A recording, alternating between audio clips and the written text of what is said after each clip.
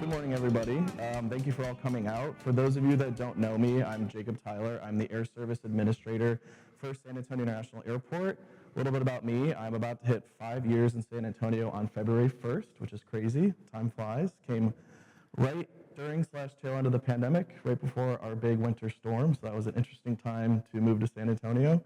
I was previously in different air service and marketing roles for Tampa International Airport before I came to San Antonio. So really excited to be here and have this conversation with all of you. As I go through this presentation, if you have a question, feel free to just raise your hand or call it out. I'd love this to be kind of an interactive conversation, and if not, we can have questions at the end as well. So I kind of wanted to start first on what is air service development. It's a very niche, unique thing at airports. Not a lot of people know what it is. I didn't even know what it was before I decided to have a career in it. So air service development, or ASD as it's called, is the process of recruiting additional air service to a community. All communities throughout the world, usually at their airports, either have someone doing it full-time like myself, or they have a consultant that's doing it on their behalf. And ASD is an economic powerhouse for the region, so it increases our airport revenue, creates job opportunity, boosts tourism, gives more opportunity for all of our local businesses to get to where they need to go, and to bring people into our community. And so why is it so important? So consolidation over the last couple decades has led to fewer airlines. The top 4 airlines in the United States, so American, Delta, United, and Southwest, now control over 80% of domestic seats across the country. Competition between the different communities is fierce. So like I said, there's a person that does my job in every community in the United States. These are assets that can be moved wherever throughout the world. So it's really important for us to have good relationships with airlines, good relationships with community organizations, so that I can go out and sell our community for these airlines to invest in. Because it's really important. I mean, the other issue too, once we get something here, it's on behalf of the community, and we need the community really to support it, because it's not like building a building where they want to commit here for a while. If it's not working out, if people aren't supporting it, they can just take that asset and move it somewhere else that might be more profitable. So my counterparts at airlines are called network planners. They're looking at different options, hundreds, thousands of new routes to be looking at. And it's not just adding dots on the map, new routes, it's also larger aircraft on certain routes, adding another flight a day on a certain route from a destination. So they have hundreds and thousands of decisions to choose from. It's my job to make sure that we're marketing San Antonio at the top of the list for them to do. There could be a dozen different options that will use the same resources, projected to have the same revenue. So how do they decide to make San Antonio that priority? That's my job, to make sure we have good relationships and we're selling the community to these different airlines. And then adding a new route is very high risk. A daily mainline flight, so kind of a larger narrow-body aircraft, think like a 3 seats, the aisle 3 seats, can cost nearly $10 million a year. So it really is important that when I'm doing my job, I'm not selling the airlines something that might not work. And then it's also on the community's job too, that once we work really hard to get something, that we support it and we use it and we spread the news to everybody. So these are our current destinations. I need to switch this slide up because this happens every time I present it. The resolution's kind of weird with the background, but we have nonstop service throughout the United States, a lot in Mexico. That's been a big growth for us over the last couple years. And then we have new nonstop service to Toronto that starts in May, so we're super excited about that one.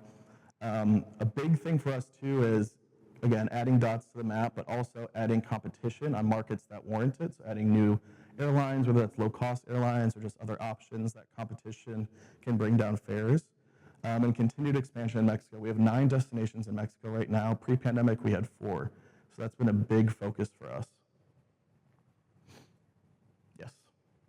One quick question about the structure of the airport. How is the ownership group? Is it a concession, or how does it work?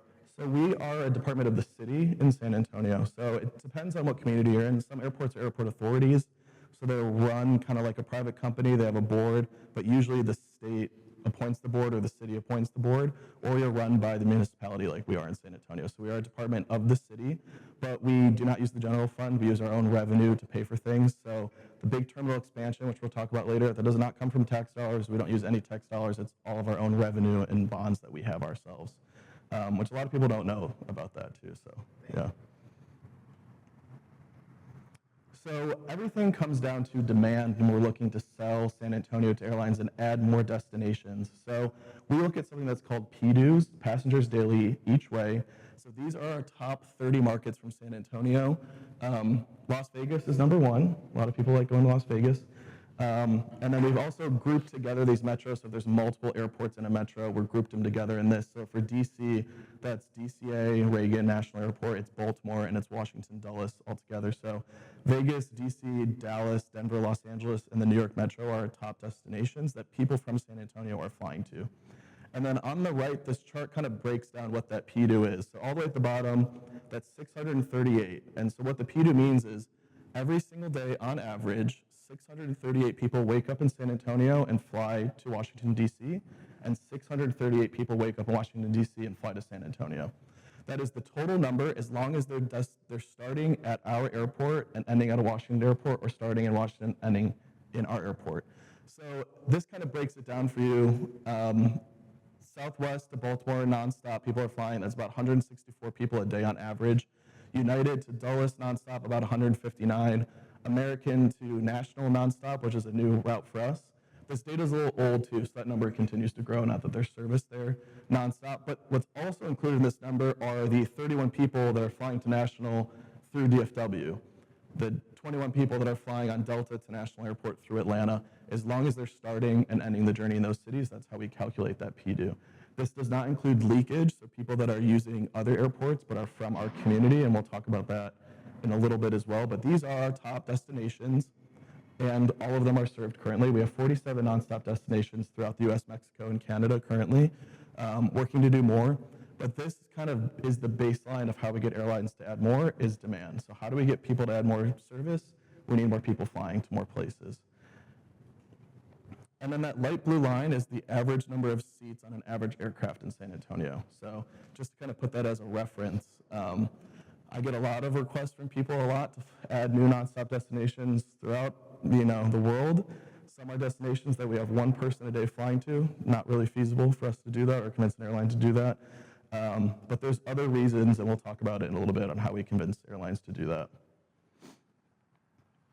So I just wanted to talk kind of about the models of the big four US airlines that we talked about before: American, Delta, Southwest, and United. Because I often get questions from people too. Hey, I really wish we had a nonstop flight to Charlotte. I go, oh, well, you're in luck. We have 5 a day on American. They go, I don't fly American. I only want it on United. It's not a hub for United. United will never fly between San Antonio and Charlotte. That's not their business model. So American Airlines uses what's called a hub and spoke. They fly all of their passengers from destinations through their hubs to other destinations, and that's where they make all their money. So on the right are the hubs of those airlines listed. If it's in bold, we have nonstop service currently to that destination. So for American, we have service to all of the hubs except for the New York Metro. New York LaGuardia is our top unserved destination from San Antonio, but it's perimeter restricted. So the Port Authority of New York and New Jersey that runs the New York airports has a perimeter in place, and San Antonio is outside the perimeter, so we can't have service to that airport. It was a similar reason for Washington National Airport, why we didn't have service there for so long, is that's actually a federal government rule that's put in place, and they do some exceptions throughout the years, but it literally takes an act of Congress to do, and we were really lucky that we got that last year, so that took a huge effort. What's the perimeter for New York then? I think it's 1,500 miles, so Dallas and Houston are within the perimeter, but Austin, San Antonio, everything is out. State? Is it city? Like what? It's the Port Authority of New York and New Jersey, so it's the company that runs the airports, so it's their decision to do it. And they have the authority to do that Mhm. as a,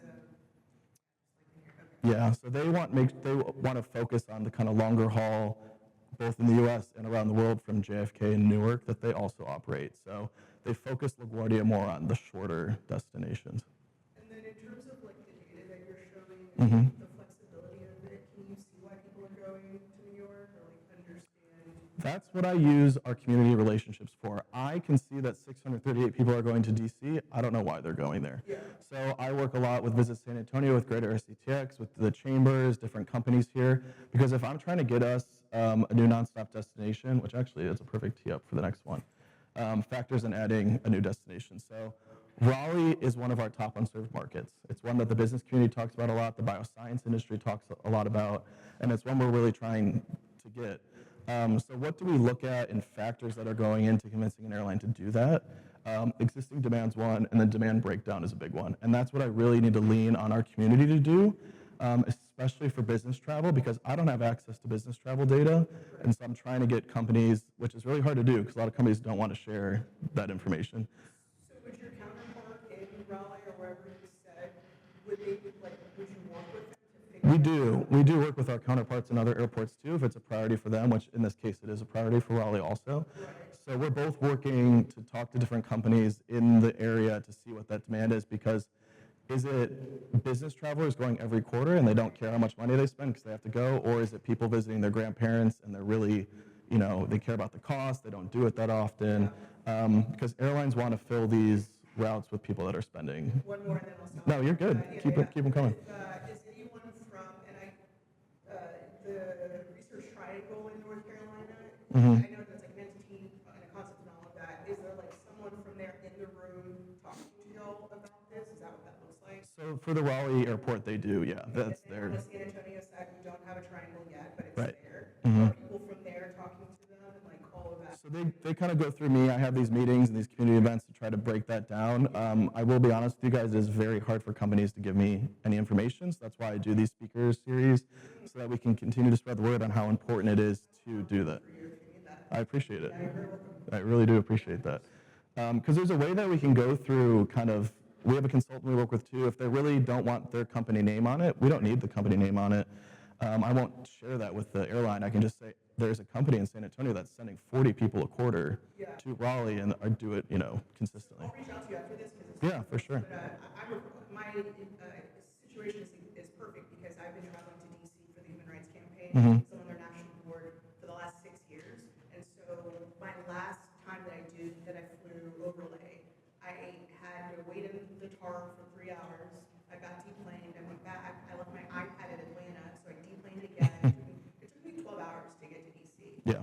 And now, right, 2 hours or 4 hours, and I'm first class. Yeah. And that is from from our area. That's easily 50 people twice a year, kinds of things like that. Yeah. So then that national organization component is because I have that internal understanding of Mhm. people from San Diego flying to DC. That's insane, and they do it. And so the added layer of like how many people in San Antonio are on national boards like that. Yeah. I have an idea of that kind of volume. No, that'd be really helpful. And that's why I do this kind of stuff, because in San Antonio, we have a lot of medium, small size entities that are doing this, but it's not as easy to access that information. The same kind of like categories, but they're not talking to each other. So how do you Right. Yeah, absolutely. So I really appreciate that. And that kind of goes into the ties between the markets too that we're talking about. Is it really business? Is it leisure? Is Visit San Antonio bringing a conference here every year that brings 1,000 people from this destination? What's the future potential demand trend? So I work a lot with Greater SATX as well. There might not be a lot of demand to a city right now, but they know that a city in XYZ or a company in XYZ city is going to be adding or expanding jobs in this area, and 5 years down the road, we might have demand that warrants the nonstop service. So how do I start having those conversations early? Because this process can take a long time too. It can take years.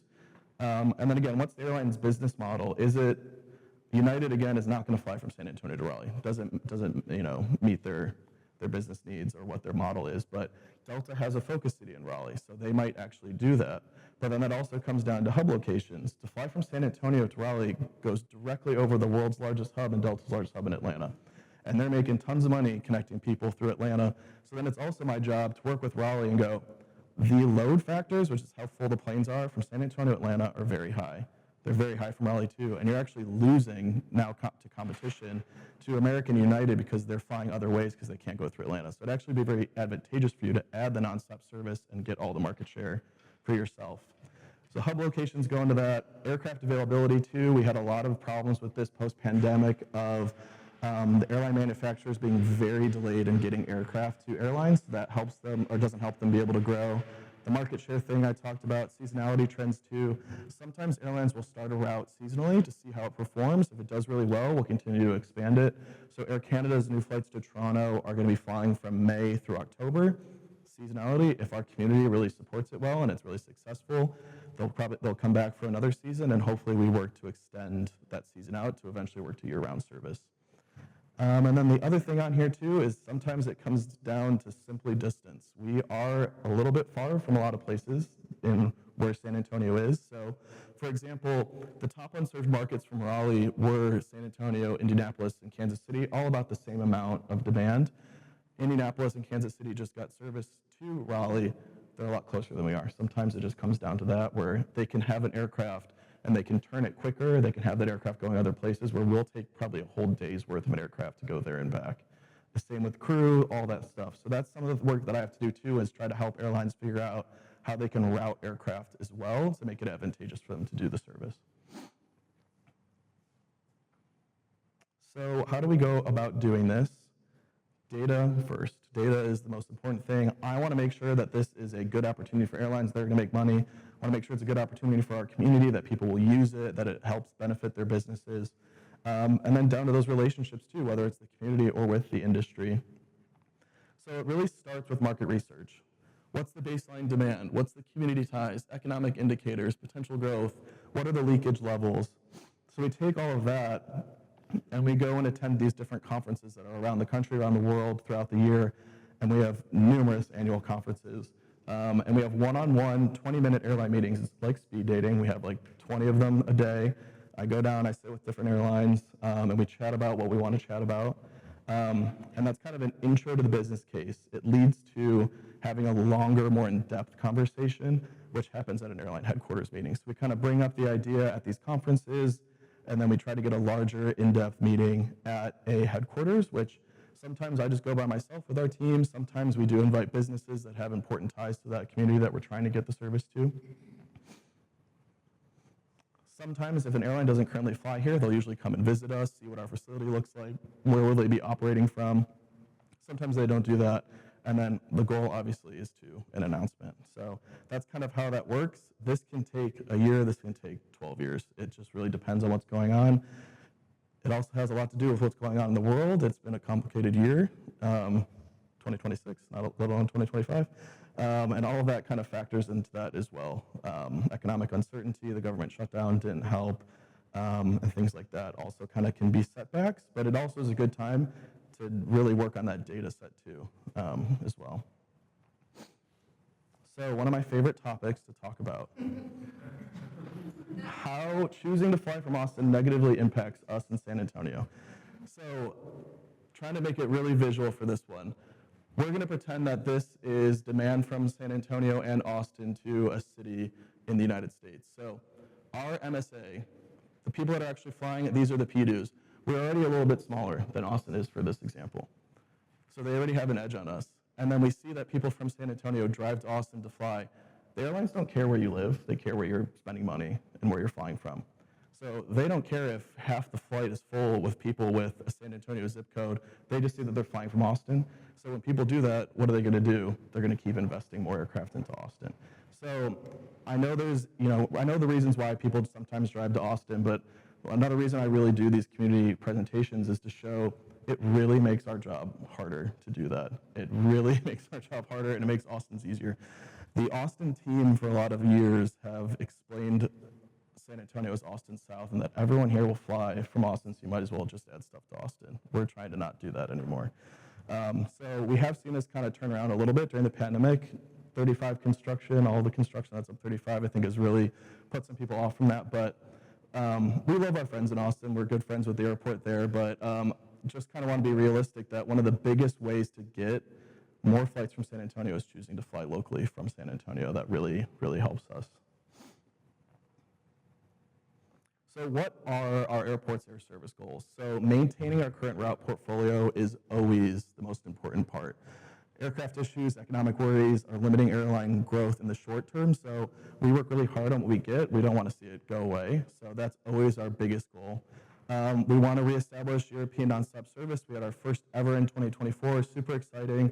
Unfortunately, there were some laws that changed in Germany, which made it not possible for that airline to come back, so we really want to reestablish European nonstop service. And what that summer of having service did is it really proved that we are a market that warrants it.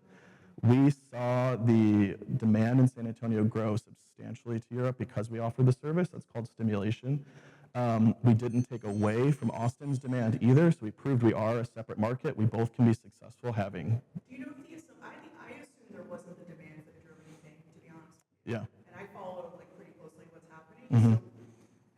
So does that matter, like the perception of it is? Because It does, because if people talk about that, then they won't use it, or if there's just a negative kind of perception. do you have an understanding of like layman people, like just people who live here understand like about that? Yes, and there's a lot of misconceptions. There's a lot of false narratives that go out around this topic in particular, and I have heard that from people. There was good demand for Europe. There is good demand for Europe. We warrant service to Europe from San Antonio. What happened with Condor was that the German government was requiring Lufthansa, which is another German airline, to provide feeder flights to Condor's network. So people from San Antonio were flying on Condor to Frankfurt, then connecting on Lufthansa to Budapest or Rome. The government said you don't have to do that anymore. So we aren't a big enough market to warrant just a flight to Germany. We needed the beyond connections for people to be able to connect onwards. So it wasn't sustainable. We were one of 8 cities that lost Condor service because of that ruling. So it was unfortunate, but they were all set to be back this past summer and would have been here. And the thing then about Austin, then, in terms of people driving there, is it international that they do? Can you determine that? I can. We do leakage studies with cell phone data to see what percentage of people, and we can even break it down by route too. It's a mix. Most of it's international. I mean, where we have service, people don't usually leak that much too. But it is something that goes into the conversations I have with airlines. But if I'm trying to get the same airline that might be flying in Austin already to also fly to San Antonio and operate in the greater Austin, San Antonio region to diversify what they offer, if they go to me, well, we're already filling our planes with people from San Antonio, why would we add it to San Antonio? Did Austin keep their DC route too? They have one too, yep. So now we have 2 coming within 80 miles of each other, and then But there's so much demand for that. Yeah, I know we're close, but we're not really that close at the same way. We warrant the service that we both have. We're 2 giant markets for that service, and that's what the demand we can see. They do have more demand than we do to some places, and that's why they have more flights than we do. But the more that people fly from San Antonio or come into San Antonio, that gives us more of that data to help continue to expand service. And we see that with a lot of service to cities that Austin doesn't have. Like we have a lot more service to Mexico than they do, and we see that we retain a lot more of that. So big goal, establish European nonstop service, continue to add new destinations domestically, transborder, international leisure, and then expand options on existing routes. So increased frequency, adding competition, upgauging is just another word for a larger aircraft on that route when things are warranted. So what do we have for 2026? So in March, Viva will increase service from Querétaro from twice a week to 3 times a week. So we're super excited about that one.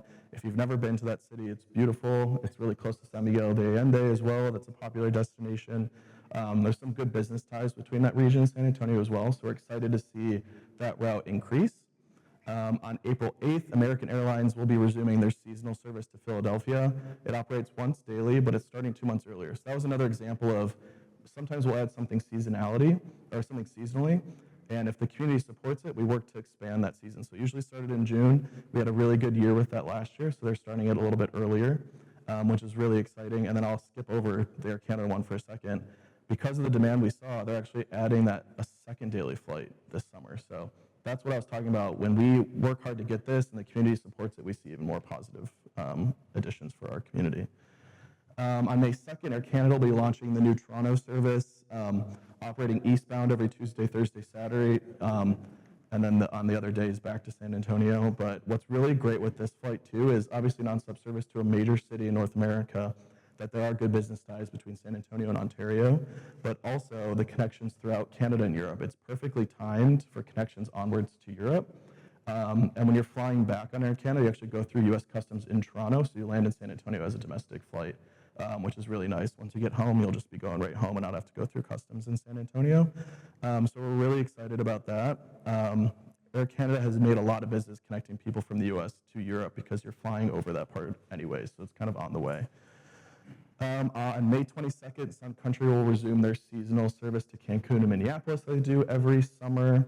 And then in June, Southwest will increase service to daily to Cancun, and then they'll be resuming their seasonal service to Albuquerque that operates every Saturday through mid-August. So we obviously have a lot of people in the summer that are looking to go places, so we have a lot of seasonal stuff that comes back in the summertime. So how can our community help us? I think we talked a lot about that today. If you have strong business ties to a destination that we don't currently have service to, we'd love to talk to you, because even if it's not a ton, there might be 6 other companies that also have demand to that destination that will really help add it all together. Southwest Research Institute is here. We're good partners. They help provide a lot of good data to us in these conversations. And then just advocation, when I would really recommend following us on social media. When you see that we have an announcement for something, spreading the word, making sure that people know about it so they can book it. And a term that we use a lot is just putting butts in seats. It's really important that we put butts in seats, because the more people fly, the more service we get, and we can all help get some of those goals that we have together. So next, we'll talk about airport development. I don't know if anybody's flown lately or driven past the airport. We've got some massive cranes going up. We've got steel going up for our new Terminal C. So this is kind of an overview of everything we've got going on at the airport. So the new ground level facility, which is the Terminal A expansion, is opening soon here in 2026. We have more what we call RON parking, which is remain overnight.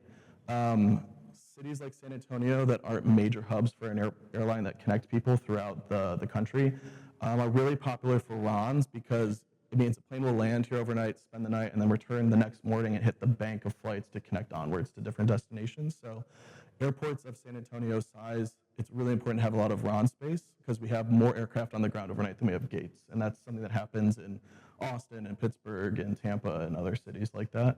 So we really wanted to make sure we had more RON space, because we had a lot of RON space where the new terminal is going. So we had to make sure we did that. We'll be doing some roadway work, a brand new ground transportation center and parking garage, which will open before the new terminal. The new terminal is still on schedule to open in the second quarter of 2028. And then we will be doing some remodeling to existing Terminal B and existing Terminal A once the new terminal opens, to try to make sure it matches the overall passenger experience of the new terminal. So what are some changes you can see right now? We are redoing our concessions program, so a lot of these are under construction. In Terminal A, we'll have a Horseshoe Tequila Bar, Farm Table, Freight Fried Chicken, Tray Pizzeria, which is open already, Panda Express. In Terminal B, Southerly Bakery Lorraine, the Tasting Room, 2M Barbecue, and Popeyes. So it's really important that we have a lot of local options in the airport, but sometimes people want a national chain also. So we try to have majority local, but then have a national chain that everyone recognizes and knows what they're getting out of that. So we're really excited for this. Another way that we're kind of elevating the airport. For those of us that work at the airport, we're really excited to have some more lunch options, local lunch options to go to. So a lot of this is under work right now. The majority of these will be open by the summertime. So some of them are already open, like Tray is opened. Panda Express, I think, is opening soon. We have some new shops that are opening. But we're really excited for this. The Tasting Room will have Becker wines from the Hill Country, so to incorporate the Hill Country into that as well. So Terminal A, you can see this right now when you're driving into the airport. The expansion off of that, we're adding 5 aircraft parking positions, but 3 gates. They are ground boarding gates, so people will come downstairs. That is a request of airlines that like to operate that way. So Frontier will be moving into this terminal. They like to have the operation like that because they can turn the aircraft quicker. People can deplane and board from the front and the back, and the plane's not on the ground as long, because they're not making any money while the plane is on the ground. So we're really excited for this to open in 2026, expand more of the airport. Everybody that's in Terminal A will have access to this facility too, which is exciting because there is a terrace that overlooks the runway from that, which is really cool. New concessions in that as well. And then the big project that I'm sure you guys have all heard about, these are just some renderings of Terminal C, which is opening in 2028. So we're really excited about this. It'll be 18 gates. Where you're looking right now, Terminal B is behind you right now. So this is kind of a roadway that still kind of walks that way. It's really important for us in this terminal to have a real sense of place. We wanted to have local trees, local plants available. We're doing these paseos, so it's not directly to the roadwork, to kind of emulate the Riverwalk and the bridges that we have in San Antonio. We're working with Corgan, which is a major national architecture firm, and then Lake Flato is our local architecture firm that's working on this. So we're really excited about that. This is the ticketing area. Where it says all gates, that's the new checkpoint. For domestic arrivals, they'll come out of those doors on the right and then go down these escalators down to the baggage claim area. This is kind of looking left from that same vantage point. We'll We'll have a meet and greet area. We have a lot of people from South Texas that utilize our airports. We have a lot of people that drive up. They might be waiting for loved ones that are flying.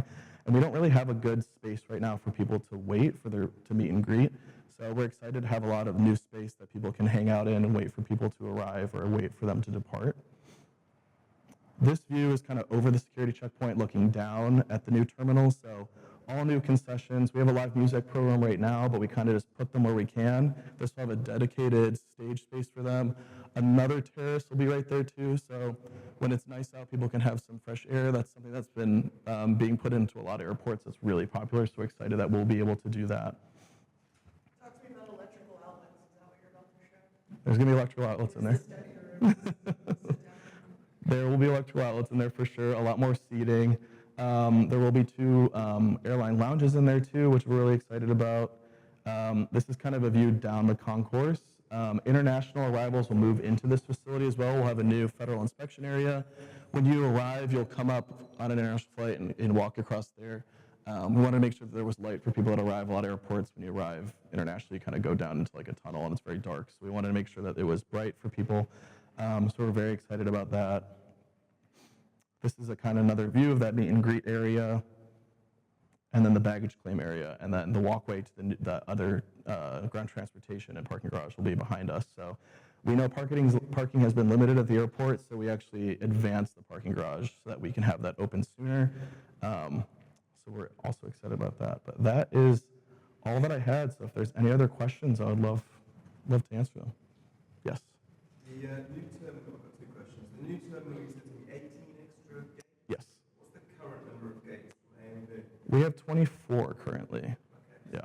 And then we'll be adding the 3 additional in Terminal A on the ground load facility, and then we're adding the additional 18 for Terminal C. Technically, yeah. We might be removing some of the gates in Terminal A with the renovations that we'll be doing just to open the space up a bit more, but we'll be still netting a lot more gates.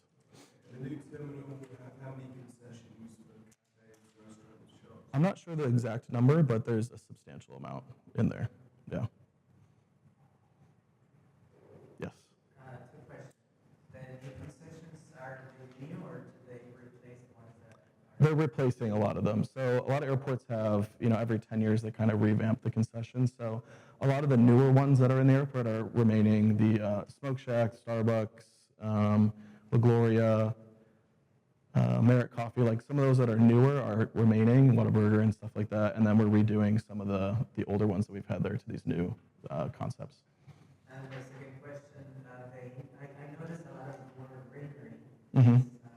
Is it natural or fake? It is natural, which is really cool. I was just learning about this the other day, that even these trees that are right here are real trees that I don't really know the science behind it, but they don't grow to a certain height. They're limited to how high they grow, so they are natural trees, but they won't, obviously, you keep growing, they'll stay at the height that they're planted at, which is really cool. Going back to what we can do as San Antonio, what is your kind of call to action to normal, family vacation, fun vacation traveler, business community? What is that each set can do in order to? I'd say the big one is fly from San Antonio is a big one if you're going on a trip. I think the business one is to get in contact with us and we can all work together on what destinations are really good for a company. And then just kind of awareness. Our website has all the destinations we fly to, all the airlines. I've had conversations with businesses before that go, you guys are really limiting our growth because we can't get to Minneapolis. I go, we have 3 flights a day to Minneapolis, and they just didn't know that. So I think just open communication with everybody and is really, really helpful. So if you do a lot of business, let's say in Minneapolis, and coming to you guys, so that's what a business can do is come to you guys and say, hey, or Detroit, or whatever city, Yeah. just communicate. Yeah, and then we can also, even if you do a lot of business in Detroit and Minneapolis, let's say, those are 2 Delta routes, and then we have the contacts with the sales team, and maybe there's a way that you guys can do. A lot of corporations have deals with airlines that they know they're flying a certain number of time. They might have a discount on bulk, buying of tickets for a year or something like that. So we can be a good way to connect to airlines as well. And that was going to ask. That was kind of answering my next question. What's the process for if a business comes to you and says that? Yeah, it's really sitting down or having a call and seeing what the needs are, how we can help. We do have conversations with people that they really need a flight to one place, but they go there twice a year, and there's not much we can do about it. What we can do is say, here are all the options you guys do have to this destination, because we really are one stop to the world here also, which is, another thing too that we like to push a lot to people. Our location being close to Dallas and Houston also, that you can fly and make it in 35 minutes and make a connection to anywhere in the world is something that's also unique to us. Because we also, talk to businesses, kind of back to that Charlotte example of, well, I don't fly American.